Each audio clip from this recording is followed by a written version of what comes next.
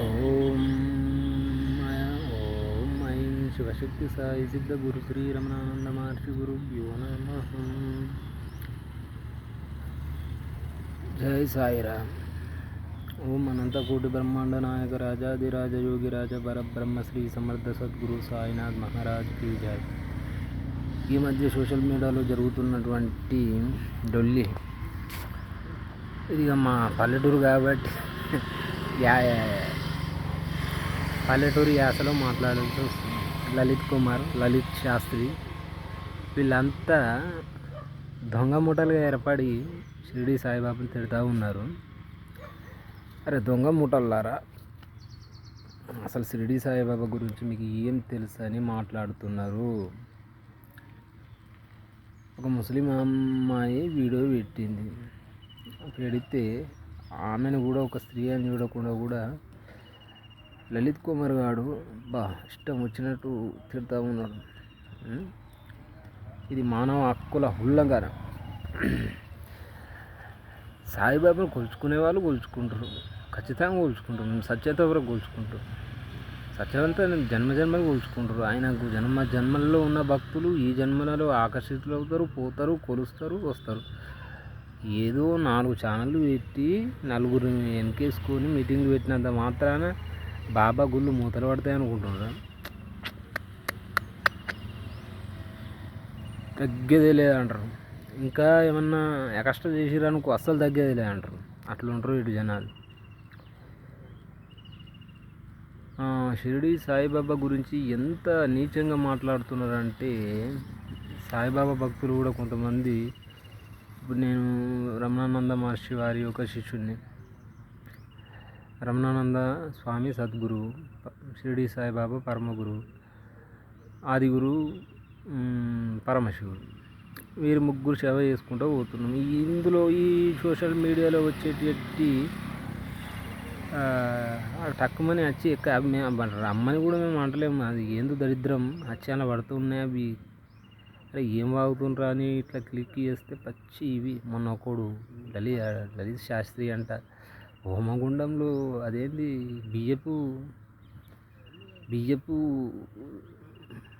బియ్యంది పిండి వేయాలి ముగ్గుగా.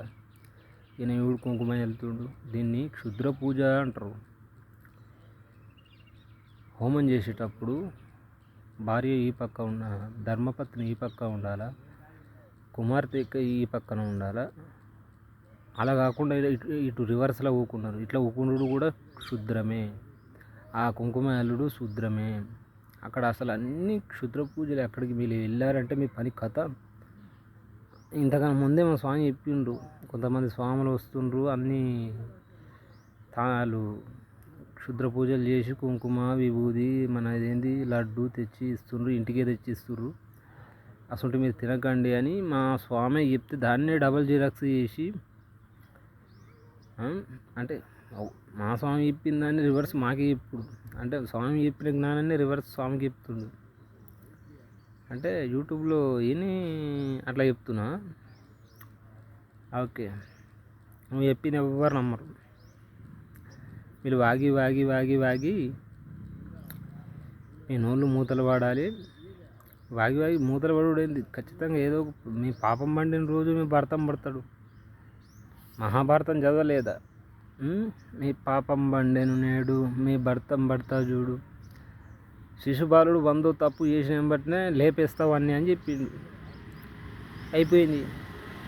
లాస్ట్ తప్పు చేస్తూ ఇగో చేస్తున్న తప్పు ఏం చేయగలవు నువ్వు కృష్ణ అంటే తీశాడు, వేసాడు వజ్రం, వెళ్ళిపోయింది, కలకపోయింది. ఇప్పుడు మీకు అంతే. మీ పాపాలు అంటే అయిపోయింది కదా, మీది ఓవర్. మానవ జీవితం అనేది 33 కోట్ల జీవరాశుల్లో మానవ జీవితం, మనిషి జన్మ అనేది 33 కోట్ల జీవరాశుల్లో ఉత్కృష్టమైనది, ఉత్తమమైనది అని చెప్పేది శాస్త్రాలు చెప్పినాయి, పురాణాలు చెప్పినాయి, సిద్ధ గురువులు, ఋషులు, మునులు చెప్పారు. దానికి అర్థం తెలుసా? లలిత్ శాస్త్రికి తెలుసా? లలిత్ కుమార్ గారికి తెలుసా? ఇంకా బ్యాచ్ ఎవరెవరో ఉన్నారో ఆ బ్యాచ్ మూట దొంగ మూటకు అంతా తెలుసా? తెలియదు. చెప్పురు, తెలిస్తే మీకు మీనింగ్ తెలిస్తే చెప్పుర్రి. ఉంటా లైవ్లోనే నేను కూడా. ఇంకోటి ఏంటంటే సాయిబాబా భక్తులు కూడా చాలా మంచి ఎన్నో ఆలయాలు ఇక్కడ ఎన్నో ఆలయాలు ఉన్నాయి. వందల్లో ఉన్నారు. అసలు నాకు తెలిసి శివాలయము, అమ్మవారి ఆలయం కానీ శివాలయం కానీ చాలా తక్కువ మంది భక్తులు వెళ్తూ ఉంటారు. సోమవారం రోజు కూడా శివాలయానికి వెళ్తారనుకో, కానీ తక్కువ మోతాదులో. అదే గురువారం వచ్చిందంటే బాబా టెంపుల్లో భక్తులు పట్టరు.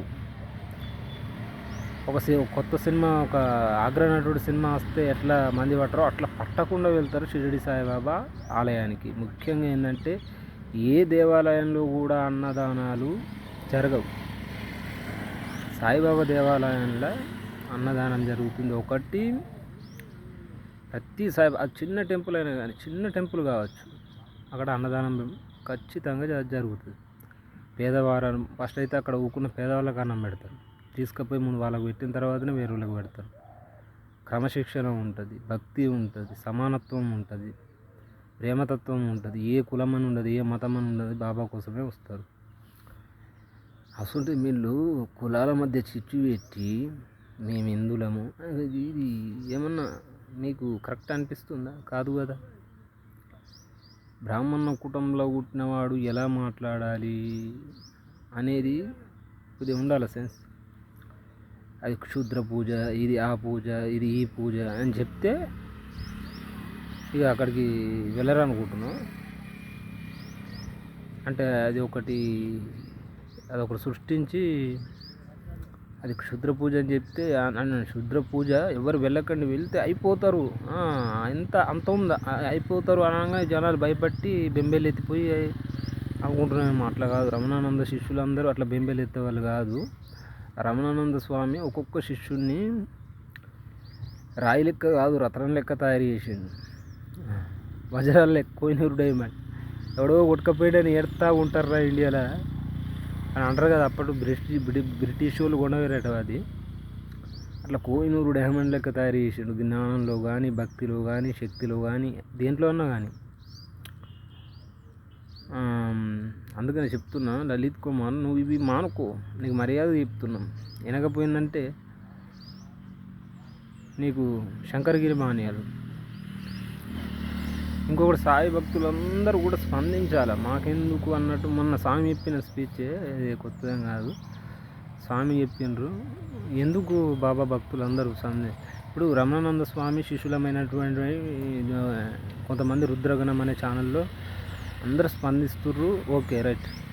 కానీ ఇంకా ఇంతకంటే ఇంకొక పెద్ద ప్రపంచం, సాయిబాబా అనేటువంటి ప్రపంచం పెద్దది ఉన్నది. ఇంకా ఆ పెద్దవాళ్ళు ఎందుకు స్పందిస్తలేరు? ఎంతోమంది, ఎన్నో ఆలయాలు ఉన్నాయి, ఆ ఆలయాల్లో కమిటీలు ఉన్నాయి, పెద్ద పెద్ద వాళ్ళు ఉన్నారు, నాకు తెలిసి పెద్ద వాళ్ళు ఉన్నారు. వాళ్ళందరూ ఎందుకు ఛానల్స్ పెడతలేరు? ఎందుకు సోషల్ మీడియాలో వీళ్ళు ఉన్నది నలుగురు.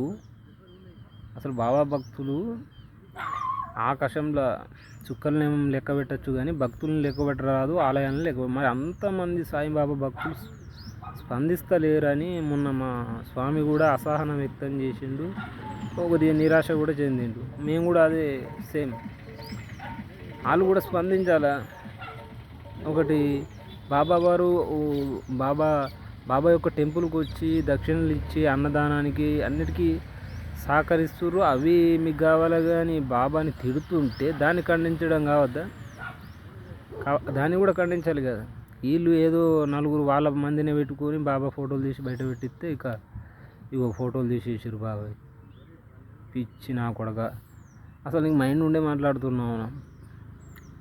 సూర్య చంద్రులు ఉన్నంత కాలమే కాదు, ఎన్ని యుగాలకైనా ఇది అసలు ఎన్ని యుగాలు ఉన్నాయో నీకు తెలుసా? త్రేతాయుగం, ప్రేతాయుగం, ద్వాపరయుగం, కలియుగం. ఈ కలియుగంలో 3 యుగాల్లో రాక్షసులు ఉంటారు. మా స్వామివారి గ్రంథాలలో అన్నీ మీ ప్రశ్నలకు అన్నిటికీ జవాబులు రాసే ఉన్నాయి. కానీ మీ అజ్ఞానం ఏంటంటే ఆ గ్రంథాలు చదువుతలేరు. మీరు ముందు అవి చదివిన తర్వాత మాట్లాడండి. కానీ కుక్కల లెక్క ఇట్లా వాగితే అది తప్పు. లలిత్ కుమార్ అండ్ లలిత్ శాస్త్రి క్షుద్ర పూజలు. మా స్వామి క్షుద్ర పూజలు అన్నవీడు అది ఎంత పెద్ద తప్పు అంటే నువ్వు బ్రాహ్మణ్సో కాదో నాకు తెలియదు. అక్కడ చేస్తున్నప్పుడు ఏదైనా ఒక వ్యక్తి చేస్తున్నప్పుడు సాక్ష్యము ఆధారంతో నిరూపించాలి. నిరూపిస్తే అప్పుడు నువ్వు ఈజ్ ద గ్రేట్ మ్యాన్ అని అనిపించుకుంటుంది. ఈ నిరూపణ లేకపోయింది అనుకో ఉత్త అనేస్తున్నా. అక్కడ ఏం జరుగుతుందో నీకు తెలియదు. సిద్ధ గురువులు వాళ్ళు ఎలా చేస్తారంటే ఆహ్వానం ఒకసారి చెప్పిండు.